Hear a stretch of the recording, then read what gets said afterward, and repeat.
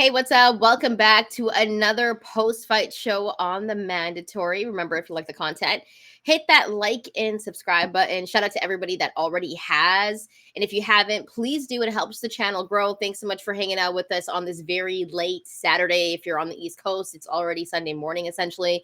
So we do appreciate you rocking with us. You can also follow us as well at the Mandatory TKO. And you can find us on the audio side as well. So make sure wherever you get your shows, podcasts, find us on there and leave a rate and review. Maybe give us a 5-star. Lots to get into. Crazy fight weekend, crazy sports weekend. The dude in the arena was right there. Like, that's the one. So Shockey Foster to me. Like, and if you're top rank, come on. It's Emanuel Navarrete versus Oshaki Foster. That's the fight to me. I don't know if there's another fight that like is more obvious to make at this point. Unification also. No, that's the fight. It's Oshaki Foster and Emanuel Navarrete. And I don't know who I'm taking in that fight because I think Oshaki is a very good fighter. I think he's underrated. I think a lot of people forget about him when they're talking about this division, but he does hold a title. I think it's the WBC. Could be. I gotta check that. It's okay. So it is the WBC. It is, yeah. That's the only fight I think I want to see, and I think we heard Emanuel Navarrete say he's going to do 2 more fights in this division and move up. Oshaki Foster, and then maybe a title defense on the West Coast or in Mexico, something along those lines. Maybe Albert Bell finally gets a title shot. Your Canadian brethren, who's been undefeated forever and just can't seem to get a title shot. Ranked 5th by the WBO, by the way. So I think given that, maybe that's somebody Emanuel Navarrete can give a shot to. But yeah, I mean, if you look at like just sort of the rankings, like, yeah, I mean, do you want to see Emanuel Navarrete versus Charlie Suarez or Andres Cortez? I think there's a fight coming up. Mark Magsayo. I don't want to see him against Liam Wilson again. I used to love Mark Magsayo, dude. That's not surprising at all. I still do. But, you know. I still do. Like, I don't know. Like, he was fun to watch. He's fun to watch. Andres Cortez could actually get the title shot. He doesn't have a fight coming up. I thought he did. He beat Abraham Nova, though, I remember in June. And let Oscar Valdez fight Lee Wood. What? I'm just sorry. I'm just going through the names. Lee Wood and Oscar Valdez. I could see Top Rank. Doing, like, I'm not even joking, Emanuel Navarrete versus like Oshaki Foster, and then the co-feature is like Oscar Valdez versus Abraham Nova. Ooh. I think I'm like, I don't want to see Oscar Valdez in the ring again. I'm good. Yeah. Like, I think I'm like thinking about it right now, and I'm like, Nova is like Andres Cortez could get this title shot, not for nothing. Like I can see that. But I hope it's Oshaki Foster and Emanuel Navarrete. That's a good fucking fight. Who do you think wins this fight? You say you don't know? Between Emanuel Navarrete and Oshaki Foster? No, I don't know, because sometimes Emanuel Navarrete, he's so careless defensively that one day he's gotten dropped before. Like, we've seen him get dropped before and win a fight. Yes. That was against Liam Wilson, right? Uh-huh. So I think against Oshaki Foster, like, people are sleeping on Oshaki Foster. Like, he's a great fighter. I don't know who I'm taking in that fight. I think work rate would definitely be on the side of Emanuel Navarrete, but I think Oshaki Foster has a great IQ. Like, I don't know who I'm picking in that fight. I think I might lean towards donations. Oh, donations. Thank you. Al the Pal donated $15 to us tonight. Thank you so much, Al the Pal. Love y'all channel and appreciate y'all channel. By the way, guys, we hit over 2,000 subs. We did. Thank you guys so much for rocking with us, especially on the post-fight shows, during our lives throughout the weeks.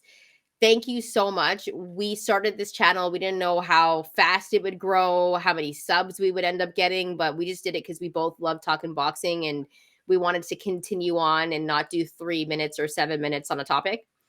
And and we started the show, and we were unaware of how it could go. But I feel like because of you guys, and we always have the same people sometimes in the chats that support us, and you guys are friends of the show. You guys are a part of how we've built this show, and we're excited to have you along the ride as we continue to grow.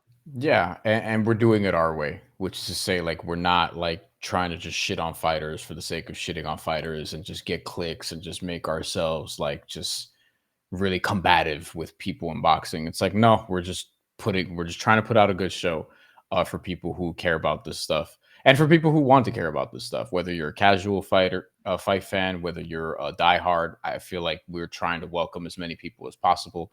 So I'm glad that 2,000 of you have took it upon yourselves to subscribe, because that was pretty humbling, especially considering we haven't even been doing this for terribly long, and we're not people who like, we don't try to do shit on social media to get likes or views or whatever the case may be. We just put shit out. We just push it out. We want to let the work and the conversation speak for themselves.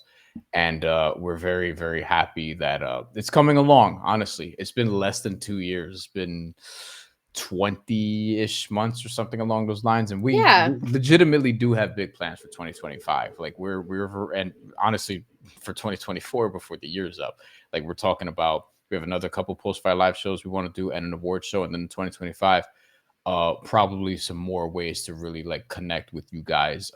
And if you're still sitting here watching, thank you, because Yeah. y'all are the reason this channel is growing, is by continuing to watch and support just good product and just good boxing talk, honestly. Yeah. Shout out to Astrid too for donating Yes. $5. So Day thank you, one. Astrid. Day one. Yeah, she's day one. Put the hammer down, Astrid. Okay. So, um, Inside joke.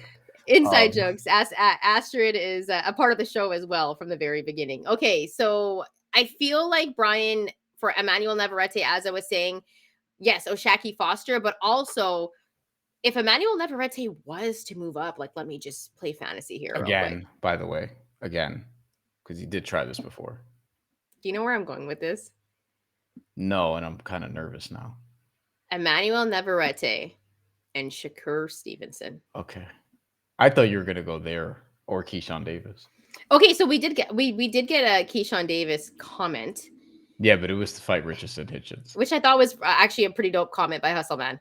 I think this is 2027, sure, because I think Keyshawn's he'll tear up lightweight for a little bit first.